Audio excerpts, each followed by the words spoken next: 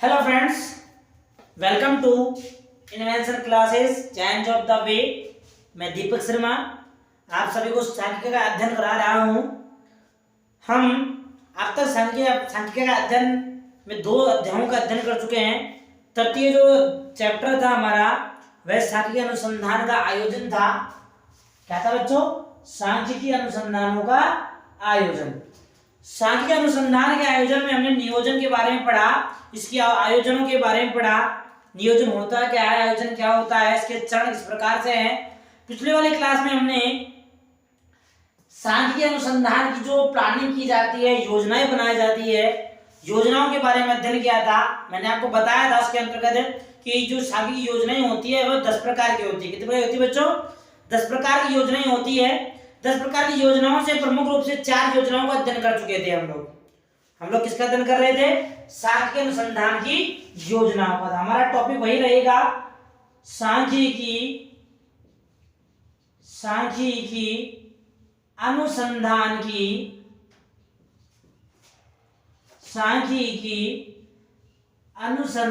की योजना।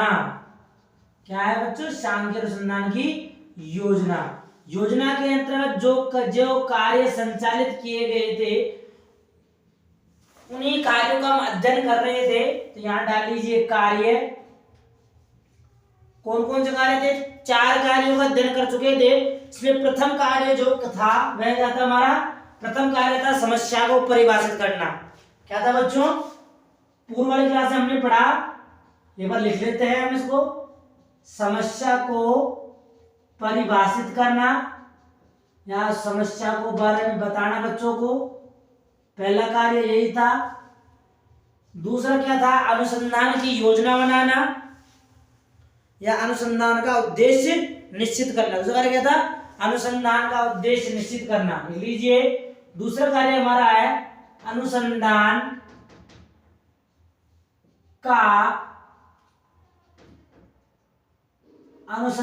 का उद्देश्य निश्चित करना, निश्चित किया जाए। दूसरा कार्य यह बताया गया था। तीसरा कार्य क्या था बच्चों? तीसरा क्या था? अनुसंधानों का क्षेत्र। तो क्या था? अनुसंधान का क्षेत्र तीसरा कार्य था हमारा, जिसका अध्ययन भी हम पूर्व वाली क्लासों में कर चुके हैं। अनुसंधान का क्षेत्र। चतुर्थ कार्य क्या बताया गया था? चतुर्थ कार्य के अंतर्गत अनुसंधान का टाइमिंग पीरियड बताया गया था। किस समय में, कितने समय में या कब हमें अनुसंधान का समय फिक्स करना है। अनुसंधान का समय। 4 कार्यों का अध्ययन हम कर चुके थे। 5वां जो कार्य है वह हमारा 5वां कार्य है सूचना के स्रोत। पंचम कार्य लिख लीजिए बच्चों। 5वां कार्य क्या हमारा? सूचना के स्रोत। यानी सूचनाओं के स्रोत कैसे होने चाहिए, किस प्रकार से होने चाहिए, उन्हें प्रस्तुत किस प्रकार से किया जाएगा। अनुसंधान का उद्देश्य निश्चित कर लेने के बाद, क्या बच्चों? अनुसंधान का उद्देश्य निश्चित कर लेने के बाद, क्षेत्रों का निर्धारण कर लेने के बाद, समय का गणना, समय की कैलकुलेशन कर लेने के बाद जो 5वां कार्य प्रारंभ होता है वह 5वां कार्य हमारा सूचना के स्रोत। तो अनुसंधान की योजना के बाद सूचना के स्रोतों का तात्पर्य है स्रोत किस प्रकार से एकत्र किए जाए, कैसे एकत्र किए जाए उसके बारे में है। वैसे सामान्यतः सूचनाओं के स्रोत 2 प्रकार से एकत्र किए जाते हैं। पहले लिख लीजिए इसके अंदर कि अनुसंधान उद्देश्य निश्चित कर लेने के बाद अनुसंधान योजना का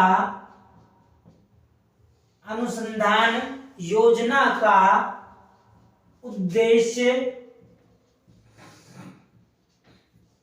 अनुसंधान योजना का उद्देश्य निश्चित कर लेने के बाद, उद्देश्य निश्चित कर लेने के बाद, जो अनुसंधान के लिए हमने योजनाएं बनाई है, योजनाओं का उद्देश्यों को निश्चित कर लेने के बाद सूचना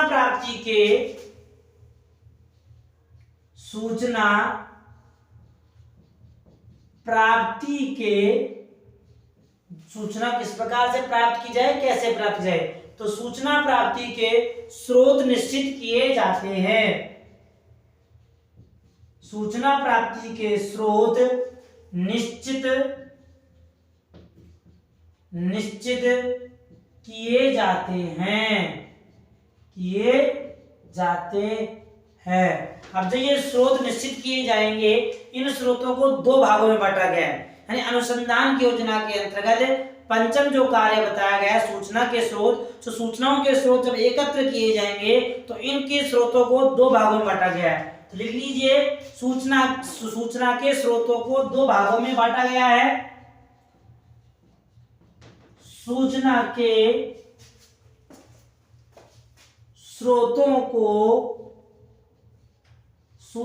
स्रोतों को दो भागों में बांटा गया है। यानी इसके दो भाग बताए गए हैं। प्रथम भाग जो कहलाता है वह हमारा कहलाता है प्राथमिक।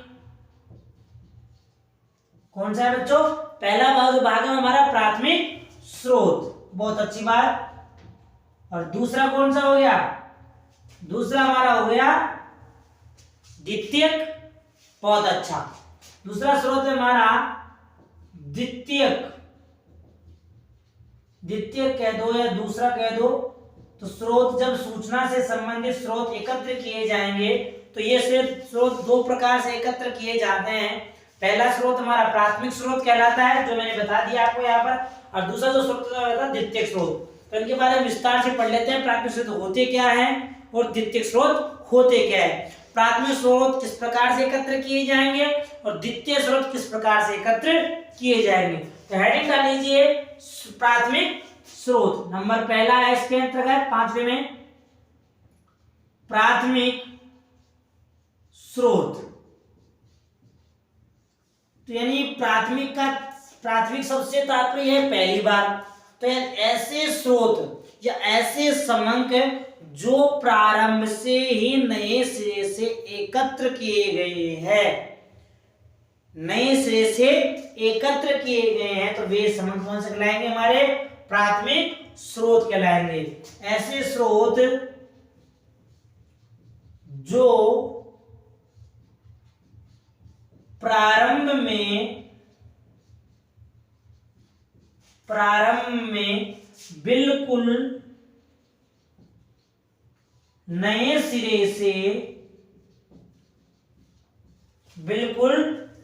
सिरे से एकत्र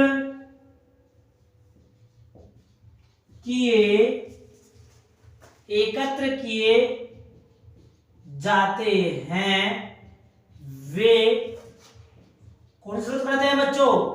वे प्राथमिक स्रोत कहलाते हैं। कौन स्रोत होंगे? वो प्राथमिक स्रोत कहलाते हैं। अब जैसे हम कह सकते हैं, किताब लिखने वाला जो राइटर होता है वह सबसे पहले जो समंक एकत्र करता है, उसके लिए एकत्र किए गए समंक पहली बार एकत्र किया है उसने। तो किताब उसको छापनी है, प्रिंट करवानी है, लिखवानी है। तो प्रिंट करवाने के लिए, लिखवाने के लिए, अपना मैटर तथ्य लिखने के लिए उसे पहली बार में एकत्र किया गया है, इसलिए उन समंकों को प्राथमिक स्रोतों में सम्मिलित किया जाता है। दूसरा लिखिए द्वितीयक स्रोत। कौन सा है बच्चों? द्वितीयक स्रोत। प्राथमिक स्रोतों को तो पहली बार एकत्र किया जाता है और द्वितीयक स्रोतों का जो उपयोग होता है वह दूसरी बार होता है। दूसरी बार से तात्पर्य क्या है कि इन स्रोतों का उपयोग पहले या पूर्व में कोई कर चुका होता है। यदि आपने पूर्व में किसी समंक का उपयोग कर लिया हो और पुनः उस समंक का आप उपयोग कर रहे हो, तो वो कौन समंक होंगे? वो आपके द्वितीयक समंक कहलाएंगे। यानी पूर्व वाले किए गए स्रोतों को समंक कह दो या स्रोत कह दो, हम आंकड़े कह सकते हैं। तो पूर्व वाले स्रोतों के आधार पर समंक जो व्यक्त किए जाते हैं, स्रोत प्रस्तुत किए जाते हैं, वे स्रोत हमारे द्वितीय स्रोत कहलाते हैं। यानी वे स्रोत जिनका पूर्व में क्या हो चुका हो, उपयोग हो चुका हो। वे स्रोत जिनका पूर्व में उपयोग हो चुका हो और उनका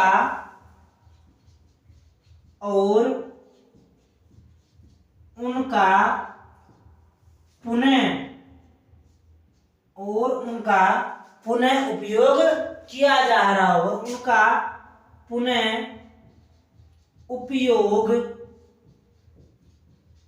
किया जा रहा हो तो उसे द्वितीयक स्रोत कहते हैं। कौन सा स्रोत कहते हैं बच्चों? द्वितीयक स्रोत। बहुत अच्छी बात, स्रोत कहते हैं। यानी कुल मिलाकर कहने वाली बात हो गई कि जो समंग प्रारंभ में ही नए सिरे से एकत्र किए गए हैं वे हमारे प्राथमिक स्रोत कहलाते हैं। वे स्रोत जिनका पूर्व में उपयोग हो चुका होता है, इसलिए उन स्रोतों को हम द्वितीय स्रोत कहते हैं। समझ आ गया सभी को कि प्राथमिक स्रोत क्या होगा और द्वितीय स्रोत क्या होगा। ये हमारे प्राथमिक, ये हमारा पांचवा बिंदु खत्म हो गया। पांचवा कार्य, योजना का पांचवा कार्य कौन सा हो गया? सूचना के स्रोत। छठा कार्य लिखिए। छठा कार्य क्या हमारा? अनुसंधान के प्रकार। छठा कार्य लिखिए, अनुसंधान, लिखते रहना, के प्रकार।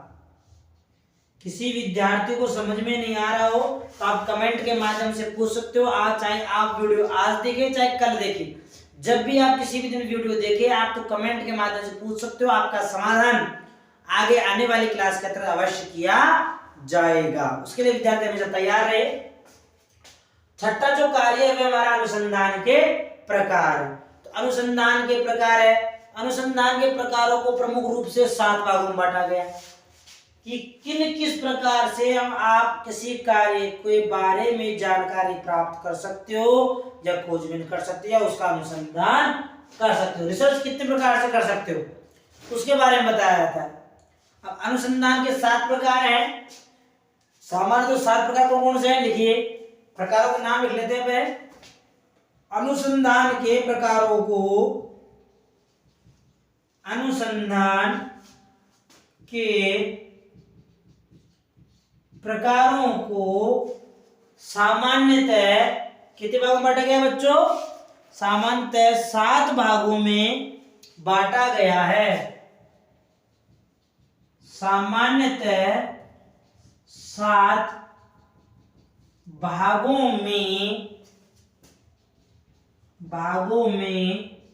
बांटा गया है। सामान्यतः से 7 भाग बताए गए हैं। अब ये 7 भाग कौन कौन से हैं वो लिख लो पहले। नाम लिखते हैं, फिर प्रमुख भागों का विस्तार पूर्वक अध्ययन किया जाएगा। प्रथम जो भाग कहलाता है वह हमारा कहलाता है संगणना अथवा निर्देशन। संगणना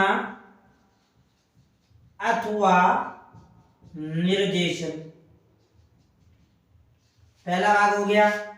दूसरा क्या बताया गया है? सब दूसरा बताया गया है प्रत्यक्ष अथवा अप्रत्यक्ष।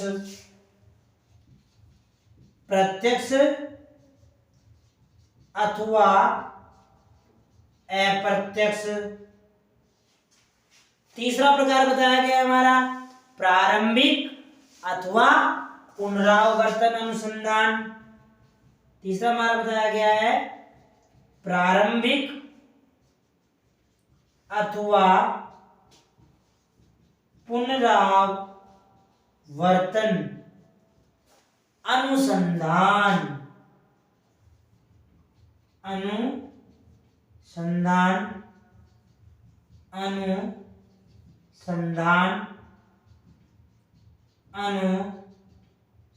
कितने हो गए? 3 भाग हो गए। चौथा भाग लिखिए हमारा। चौथा भाग हमारा गुप्त अथवा सार्वजनिक अनुसंधान। चतुर्थ भाग हमारा क्या है बताया गया है? गुप्त अथवा सार्वजनिक अनुसंधान, बहुत अच्छा। गुप्त अथवा सार्वजनिक अनुसंधान। पांचवा कार्य क्या बताया गया? पांचवा कार्य बताया गया है क्रमिक या अक्रमिक कह दो या विशेष कह दो, तो हम ऐसे कह सकते हैं क्रमिक अथवा विशेष अनुसंधान। तो क्रमिक अथवा विशेष अनुसंधान कितने हुए? 5 भाग हो गए। छठा भाग लिखिए सरकारी, सरकारी, अर्ध सरकारी, अर्ध सरकारी अथवा गैर सरकारी अनुसंधान, अथवा गैर सरकारी अनुसंधान। कितने भाग हुए बच्चों? 6 भाग। कितने भाग बताए थे मैंने? 7 भाग बताए थे। उन्हें मैं रिपीट कर रहा हूं, संगणना अथवा निर्देशन, और 7वां बताया गया है डाक द्वारा अथवा व्यक्तिगत अनुसंधान। 7वां भाग भी लिख लीजिए, डाक द्वारा या व्यक्तिगत अनुसंधान। ये 7 भाग बताए गए हैं। यानी जो 5वां छठा जो कार्य बताया गया है सांख्यिकी अनुसंधान के अंतर्गत, इन 6 कार्यों में से छठे कार्य में 7 भाग बताए गए हैं। 7 भागों में प्रथम का जो भाग है वह हमारा है संगणना। थोड़ी बिंदी लगा दी थी। प्रथम प्रकार बताया संगणना अथवा निर्देशन अनुसंधान। दूसरा बताया गया प्रत्यक्ष अथवा अप्रत्यक्ष अनुसंधान। तीसरा बताया गया प्रारंभिक अथवा पुनरावर्तन अनुसंधान। चौथा बताया गया गुप्त अथवा सार्वजनिक अनुसंधान। 5वां बताया गया है क्रमिक अथवा विशेष अनुसंधान। छठा बताया गया सरकारी, अर्ध सरकारी अथवा गैर सरकारी अनुसंधान। और अंतिम 7वां बताया गया है डाक द्वारा या व्यक्तिगत अनुसंधान। ऐसे कह सकते हैं प्रत्येक अनुसंधान में 2 भाग बताए गए हैं। 7 अनुसंधानों में से प्रत्येक के 2 भाग हैं। 7 में से 6 हो गए, 6 दूनी 12 अनुसंधान तो ये हो गए, और 3 बताया 1 में, तो 12 और 3 15। तो हम कुल मिला के ये कह सकते हैं कि अनुसंधान के प्रकारों को 15 भागों में बांटा गया है। इसके 15 प्रकार बताए गए हैं। प्रत्येक प्रकार की परिभाषा डिफाइन करूंगा आपको कि ये होता, कई बार होता क्या है, हम शब्दों को सुनते तो हैं लेकिन उसकी परिभाषा व्यक्त नहीं कर सकते हैं।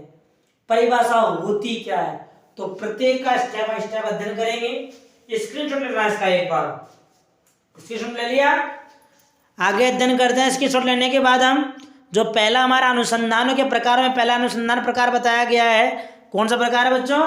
संगणना अथवा निर्देशन अनुसंधान। अनुसंधान के प्रकार में प्रथम प्रकार जो बताया गया है कौन सा है? संगणना। संगणना होती क्या है? कैलकुलेशन किसे कहा जाता है पारिभाषिक रूप में? साहब संगणना क्या होगी, किस रूप में होगी, कितने रूपों में होगी, इसे किसे कहते हैं? निर्देशन होता क्या है? तो छठों में प्रथम भाग क्या है हमारा? संगणना अथवा, हेडिंग डाल लीजिए, संगणना अथवा निर्देशन। संगणना अथवा निर्देशन अनुसंधान, सबसे अच्छी बात। चलो अब संगणना होती क्या है, निर्देशन क्या होते हैं, उसके बारे में अध्ययन किया जाएगा। पहला है संगणना। संगणना में सबसे पता लगा रहा है आपको गणना करना। अब गणना किन की? तथ्यों की नहीं, तथ्यों की हाँ, लेकिन किस प्रकार से करोगे उसके बारे में। परिभाषा रूप में कैसे व्यक्त करोगे, तो हम ऐसे कह सकते हैं कि संगणना अनुसंधान के अंतर्गत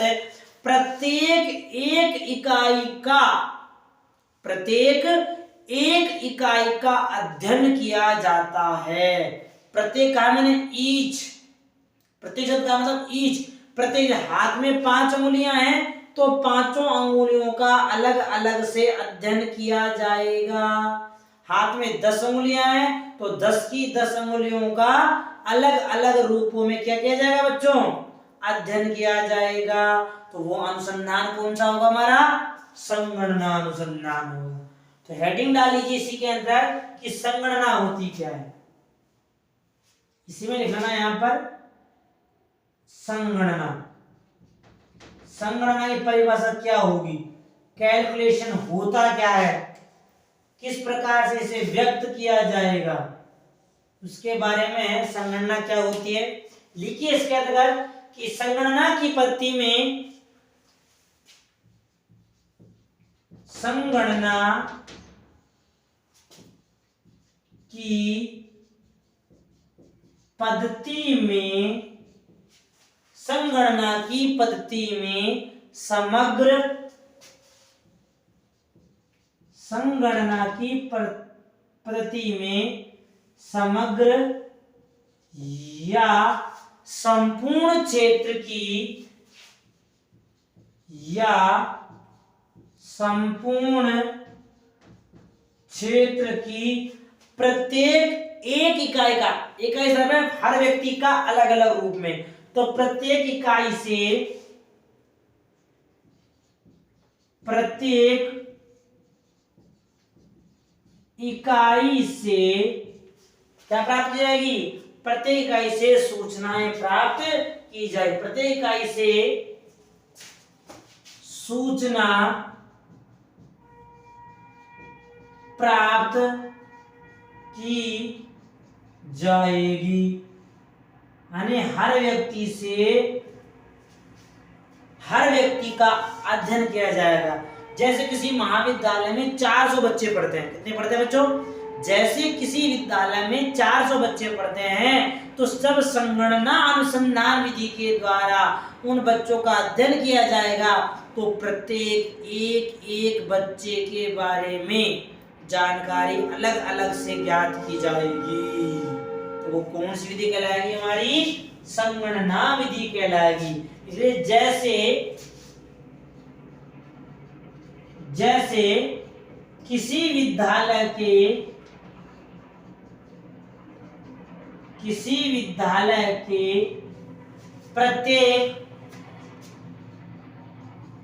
प्रत्येक छात्र का अलग अलग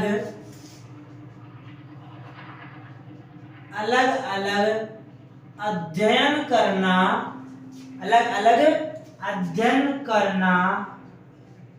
ही संगणना करना कहलाता है, करना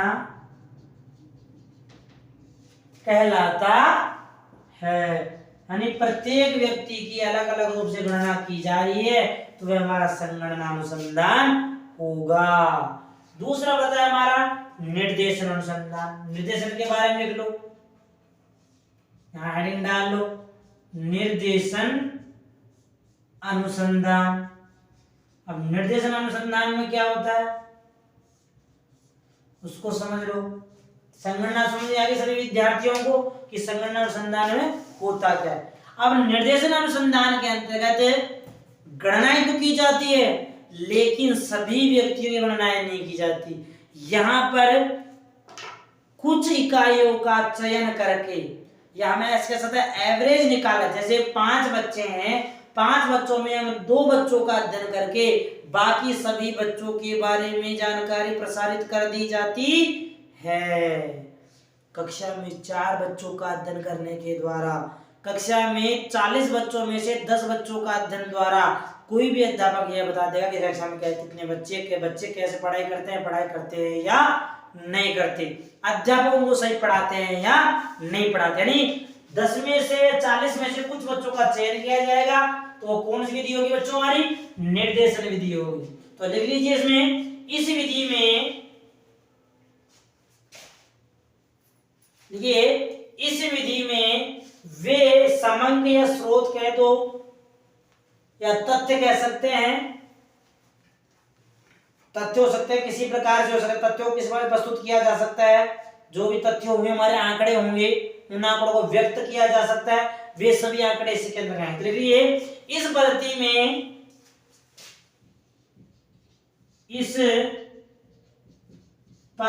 में समग्र इकाइयों में से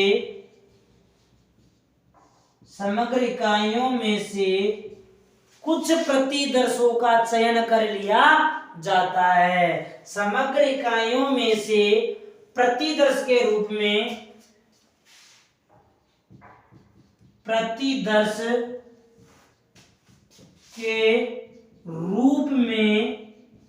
कुछ इकाइयों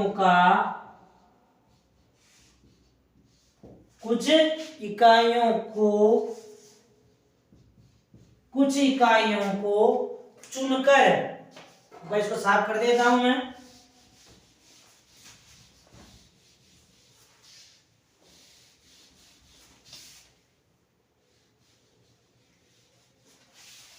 कुछ इकाइयों को चुनकर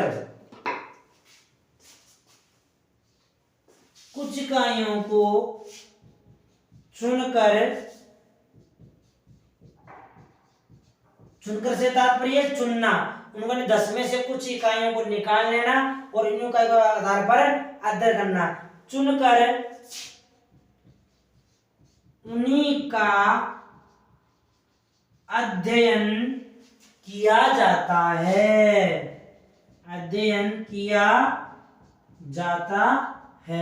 यानी कुछ समग्र इकाइयों में से क्या संपूर्ण इकाइयों में से प्रतिदर्श क्या होता है कि बहुत सारी इकाइयों में से किसी प्रमुख कुछ इकाइयों का चयन करना, इकट्ठा करना। जैसे तुम्हारी मम्मी, आप लोगों की मम्मी जब सब्जी बनाती है, जब चावल बनाती है, तो उसमें से कुछ दाना निकाल देख लेती है सब्जी पकी नहीं पकी। तो हमने दाने कितने लिए? 4 दाने, 1 दाना, 2 दाना, और उन 1 दानों के आधार पर सभी का अध्ययन कर लिया कि सारे पक चुके हैं।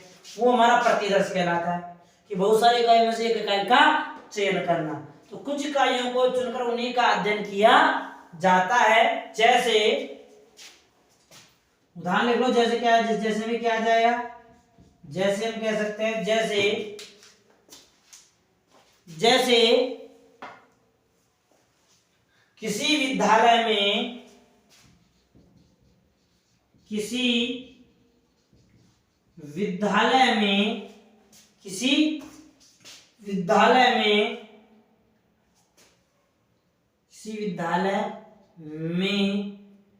से कुछ छात्रों का चयन करके उनके अध्ययन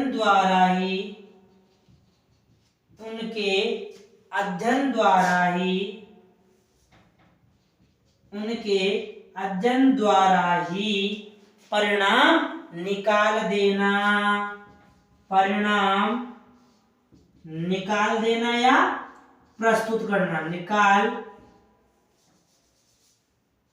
देना क्या हमारा निर्देशन अनुसंधान में होगा। तो निर्देशन अनुसंधान के अंतर्गत बहुत सारी इकाइयों में से कुछ इकाइयों का चयन करके सूचनाएं प्रसारित कर दी जाती है।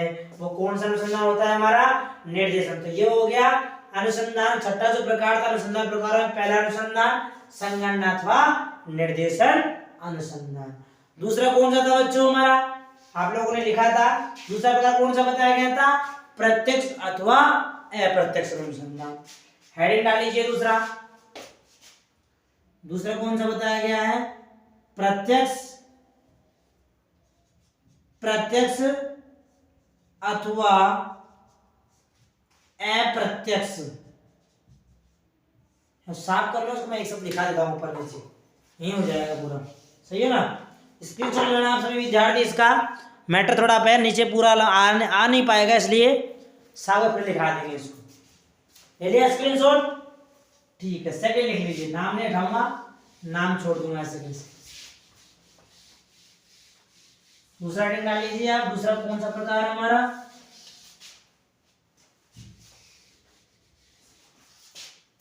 दूसरा प्रकार कौन सा बताया गया था हमारा?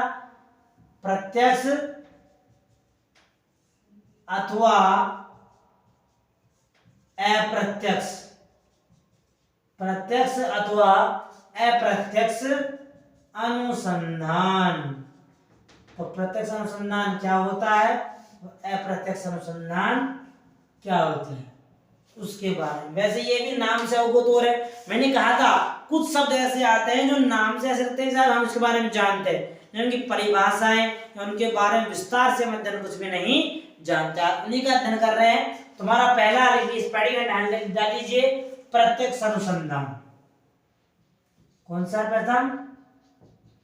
प्रत्यक्ष अनुसंधान। अब प्रत्यक्ष अनुसंधान क्या होता है, नाम से पता लग भी रहा है आप लोगों को कि प्रत्यक्ष जो डायरेक्ट दिखाई दे रहा हो आपको, यानी किसी किन्हीं तथ्यों की सहायता नहीं ली रही हो आपने, सीधा ऐसे ही प्रकट हो रहा हो, तो वे अनुसंधान कौन से होंगे बच्चों? प्रत्यक्ष अनुसंधान होंगे। यानी इसमें जो तथ्य जो समग्र एकत्र किए जाएंगे वो वास्तविक रूप से एकत्र किए जाएंगे, यानी जो व्यक्ति को जैसा सामने दिखाई दे रहा है। जैसे कानून के लिए कहा जाए कानून अंधा होता है, कानून सबूत मांगता है, सबूत में से 4 तथ्य दिखाई दे रहे हैं तो वो 4 ही मानेगा, चाहे वहां पर 2 ही तथ्य क्यों न हो, 4 लिखे हुए हैं तो 4 को ही मानेगा। तो प्रत्यक्ष अनुसंधान में यदि व्यक्ति को प्रत्यक्ष जो दिखाई दे रहा है उसी का कहेगा, वो उसे ही मानेगा, उसके अलावा कुछ भी नहीं मानेगा। हाथ में कितनी अंगुलियां दिखाई दे रही है? 5, 1 2 3 4 5, ये क्या गया? प्रत्यक्ष अनुसंधान। कौन सा गया बच्चों? प्रत्यक्ष अनुसंधान हो जाएगा। तो लिख लीजिए जो परिभाषा रूप में कि वे अनुसंधान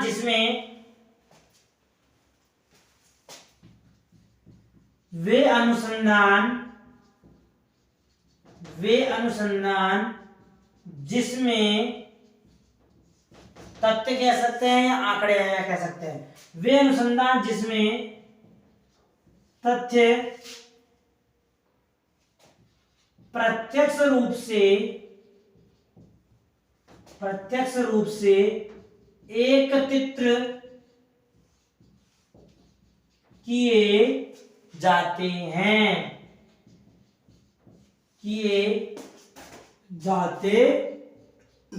यानी आंकड़ों को प्रत्यक्ष रूप से कहा जाएगा। जैसे मान हो उदाहरण के लिए, उदाहरण लेना, इसका उदाहरण क्या कहेंगे? जैसे ये कह सकते हैं मुझे विद्यार्थियों की लंबाई याद करनी है। क्या करनी है? जैसे किसी व्यक्ति को विद्यार्थियों की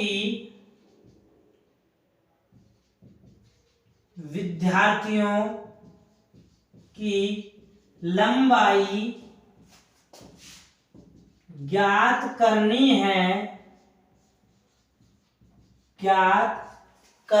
है तो उसे प्रत्येक व्यक्ति को नापना होगा। किस विधि में? प्रत्यक्ष अनुसंधान की विधि में। यानी प्रत्यक्ष अनुसंधान की विधि है तो उस विधि में जिसे विद्यार्थी की लंबाई ज्ञात करनी है तो उस विद्यार्थी की लंबाई को क्या करेगा? नापेगा। जो उसकी इंच टेप होगा, जो उसका मापन होगा, मैं इसके साथ नापना होगा या फिर मापन करेगा, या तो नापेगा उस विद्यार्थियों को, या तो विद्यार्थी करेगा बच्चों, या फिर उनका मापन करेगा। सेंटीमीटर में करेगा या फिर फुट में करेगा, किसी भी रूप में कर सकता है वो उसका मापन होगा, उसका पैमाना होगा, जो भी होगा वो प्रत्यक्ष अनुसंधान कहलाएगा। दूसरा हमारा कौन सा बच्चों? अप्रत्यक्ष अनुसंधान। सेकंड डाल लीजिए हमारा अप्रत्यक्ष अनुसंधान। अप्रत्यक्ष अनुसंधान, अप्रत्यक्ष अनुसंधान कौन सा होता है? किस प्रकार से इसमें संबंध एकत्र किए जाते हैं? नाम से ज्ञात हो रहा है कि इस अनुसंधान में अप्रत्यक्ष रूप से तथ्यों के बारे में जानकारी। अप्रत्यक्ष ऐसे कह सकते हैं कि जो व्यक्ति को सामने दिखाई दे रहा है उसका मापन नहीं करता। जैसे आप बुखार हो गया, आपको साहब बीमार पड़ गया, आप क्या व्यक्ति को देखकर बता सकते हैं कि कितना बीमार पड़ गया? नहीं, उसको यदि पता करना है तो उसका मापन करना होगा। कैसे मापन होगा? उसकी जांच करानी होगी। वो जांच कराने के आधार पर ही आप कह सकते हो कि इस व्यक्ति को इतने डिग्री का क्या चढ़ा हुआ है? बुखार चढ़ा हुआ है, ये इतने टेम्परेचर इसमें बीमारी है। कैसे मापन किया? मापन तो किया लेकिन जांच करने के द्वारा। ऐसे आपको ज्ञात नहीं हुआ मुझे भूख लग रही है कि मापन हो रहा है यहाँ पर? नहीं, यहाँ पर उस भाव का मापन, कोई मापन नहीं हो रहा। नहीं, जिसको मापा जाएगा इंच टेप सेंटीमीटर से किसी यंत्र के द्वारा, मशीन के द्वारा, तो यह मापन हो जाएगा। यह विद्यार्थी पढ़ने में होशियार है। अब सब होशियार नापोगे, कैसे नापोगे? परीक्षण कर पाओगे? हाँ, परीक्षण होगा लेकिन देखने के आधार पर परीक्षण नहीं होगा। यानी उसका परीक्षण अप्रत्यक्ष रूप से नहीं कर सकते हो आप, उसका मापन प्रत्यक्ष रूप से। कैसे करोगे अप्रत्यक्ष रूप में? अप्रत्यक्ष रूप में मापन तो कैसे होगा कि हम उसकी परीक्षा लेंगे, परीक्षा में जितने नंबर आएंगे उन्हीं के आधार पर हम कह देंगे ये बच्चा पढ़ने में इतना होशियार है, ये इतना अच्छा पढ़ेगा। उन्हीं के आधार पर व्यक्ति के बारे में तुलना कर सकते हैं, केवल परीक्षा के आधार पर ऐसे मापन नहीं कर सकते। तो अप्रत्यक्ष जो अनुसंधान है, इस अनुसंधान में लिख लो, ऐसे करो, इस अनुसंधान में तथ्यों का अप्रत्यक्ष रूप से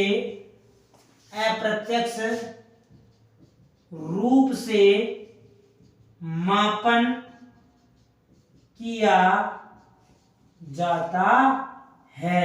यानी जो अप्रत्यक्ष अनुसंधान है, इस अप्रत्यक्ष अनुसंधान में तथ्यों का जो मापन होगा वह अप्रत्यक्ष रूप से होगा। कैसे होगा? लिख लीजिए उदाहरण। जैसे किसी छात्र की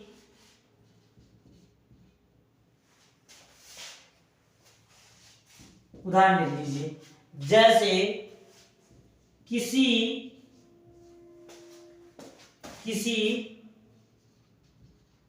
छात्र की योग्यता मापनी है तो उस छात्र को प्रत्यक्ष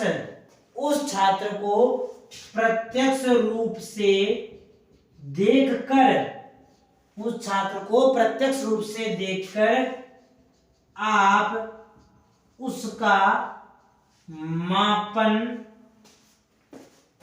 नहीं कर सकते हो। उसको देखकर पढ़ेंगे, उसका मापन केवल परीक्षा के आधार पर ही हो सकता है। यानी यदि आपको उस विद्यार्थी का मापन करना है तो उसका मापन आप विद्यार्थी की परीक्षा लेकर, यानी इस अनुसंधान में तथ्यों का अप्रत्यक्ष रूप से मापन किया जाता है। जैसे किसी छात्र की योग्यता मापनी है तो उस छात्र को प्रत्यक्ष रूप से देखकर आप उसका मापन नहीं कर सकते हो। आपको उस छात्र का मापन करना है, मापन केवल उस छात्र की उस विषय के अंतर्गत परीक्षा लेकर ही आप उसका मापन कर सकते हो, नहीं तो आप उस विद्यार्थी का मापन नहीं कर सकते हो। अप्रत्यक्ष रूप से आप उसका मापन प्रत्यक्ष नहीं कर सकते हो। लिख लेना इसको, स्क्रीनशॉट ले लेना इस मैटर का। तीसरा प्रकार पढ़ते हैं। क्या है? प्रकार ज्यादा है इसके, तो एक एक प्रकार होगा, स्टेप बाय स्टेप अध्ययन किया जाएगा। दूसरा हो गया हमारा प्रत्यक्ष अथवा अप्रत्यक्ष। प्रत्यक्ष में दिखाई देता है, अप्रत्यक्ष में दिखाई नहीं देता है, उसका परीक्षण के आधार पर ही मापन किया जाता है अप्रत्यक्ष रूप से। ले स्क्रीनशॉट। तीसरा प्रकार लिखिए, कौन सा था? प्रारंभिक अथवा पुनरावर्तन अनुसंधान। थर्ड नंबर डाल लेना सभी विद्यार्थी। प्रारंभिक अथवा कौन सा हमारा तीसरा प्रकार बताया गया था? प्रारंभिक अथवा पुनरावर्तन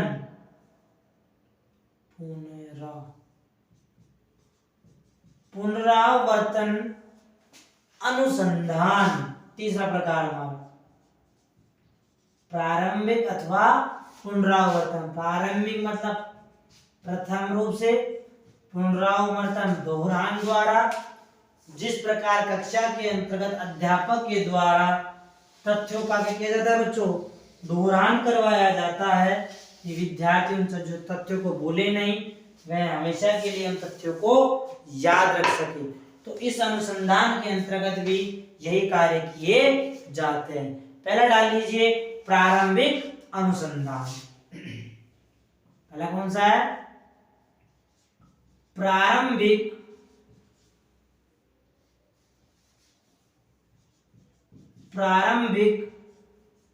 अनुसंधान।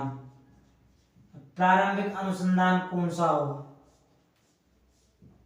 प्रारंभिक मतलब पूर्व में, यानी ऐसे अनुसंधान या ऐसा क्षेत्र, ऐसे तथ्य जिनका पूर्व में उपयोग नहीं किया गया हो, उन्हें नए सिरे से एकत्र किया जा रहा हो, तो वे अनुसंधान कौन से होंगे, हमारे प्रारंभिक अनुसंधान होंगे। जो बिल्कुल नए सिरे से क्या किए जा रहे हैं बच्चों, एकत्र किए जा रहे हैं, इसलिए उन अनुसंधानों को प्रारंभिक अनुसंधान कहते हैं। तो वह अनुसंधान जो किसी क्षेत्र में, लिख लीजिए इसमें, वह अनुसंधान, दिख रहा है क्या, ऐसे सही रहेगा। तो वह अनुसंधान जो किसी क्षेत्र में, जो किसी क्षेत्र में, वह अनुसंधान जो किसी क्षेत्र में पहली बार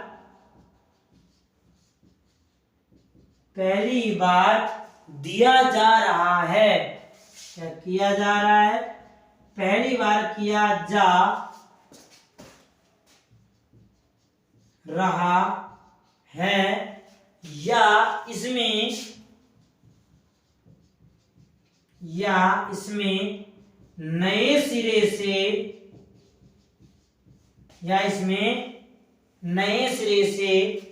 योजनाएं बनाई जा रही है, तो नए सिरे से योजनाएं बनाई जा रही है, तो वह अनुसंधान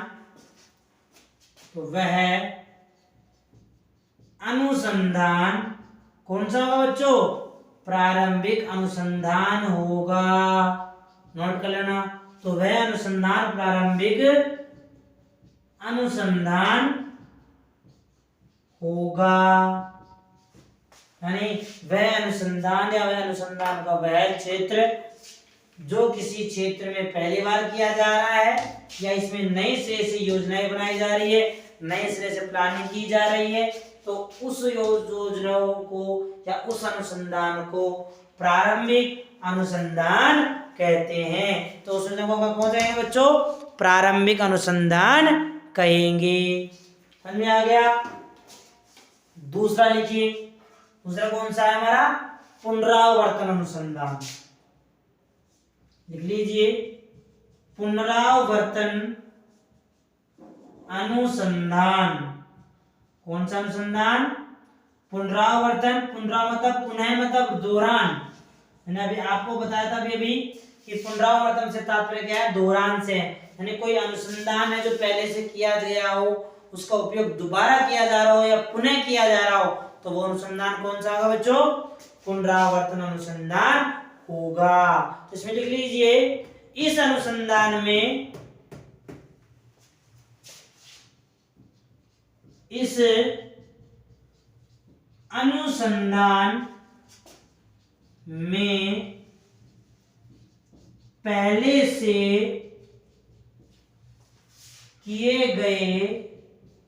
पहले से किए गए मतलब पूर्व में उनका उपयोग किया जा रहा है, तो पहले से किए गए किसी अनुसंधान के आधार पर, पहले से किए गए किसी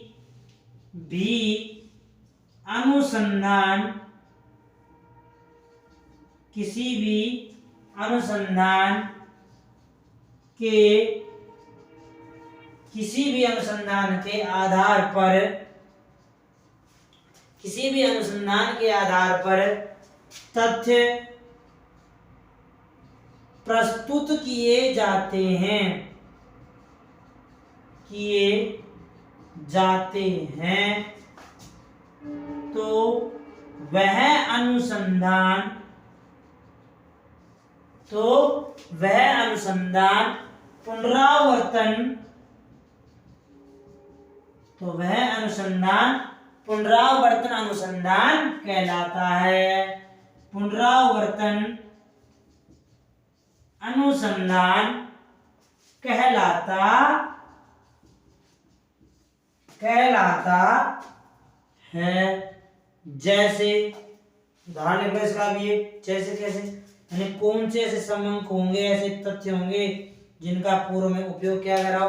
जैसे जो जनगणना जो क्या होती है प्रत्येक 10 वर्ष में होती है। कैसे होती है?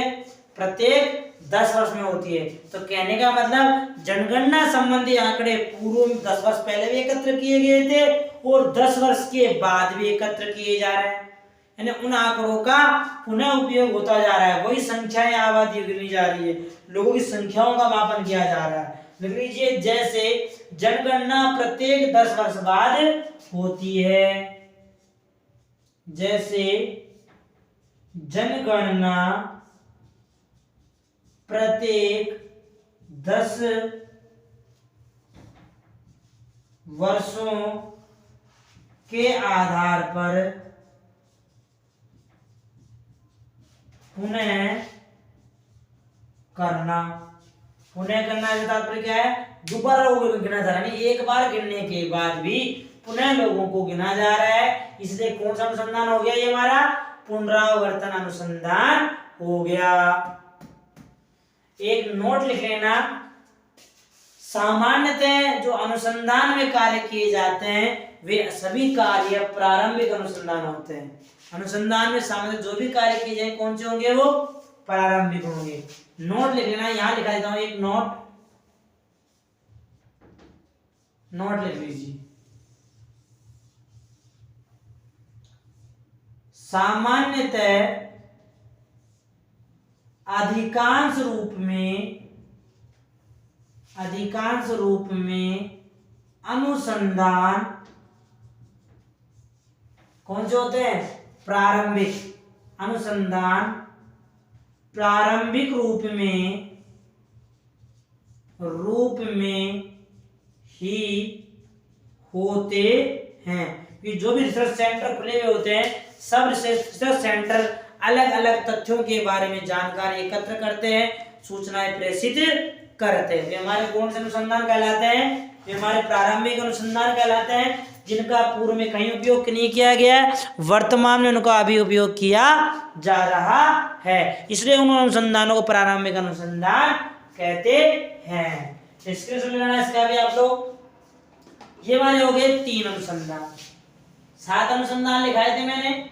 7 अनुसंधान के कार्यों के अंतर्गत जो छठा कार्य का अनुसंधान है प्रकारों के अंदर 7 प्रकार थे, 3 प्रकार भी हो चुके हैं आपके। संगणना, निर्देशन, और कौन से?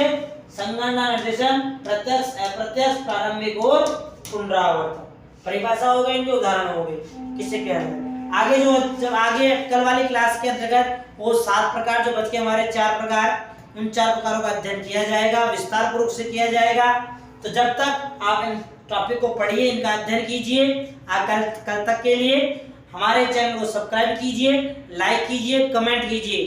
कमेंट के साथ साथ आपके जो साथी सखा जो सब्जेक्ट का ये शुरू तैयारी कर रहे हैं, कंप्यूटर संगणक पढ़ रहे हैं, या कोई विद्यार्थी कॉलेज में पढ़ रहा है, बीएड के अंतर्गत विद्यार्थी पढ़ रहे हैं, उनके अंदर भी आते हैं टॉपिक, तो वो उनको आप शेयर भी कर सकते हो।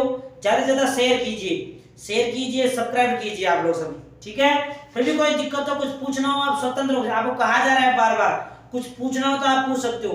अब तक 2-3 विद्यार्थियों ने पूछा भी, उनकी समस्या का समाधान भी किया गया है, ठीक है। शेष मिलते हैं आगे कल वाली क्लास में। ओके।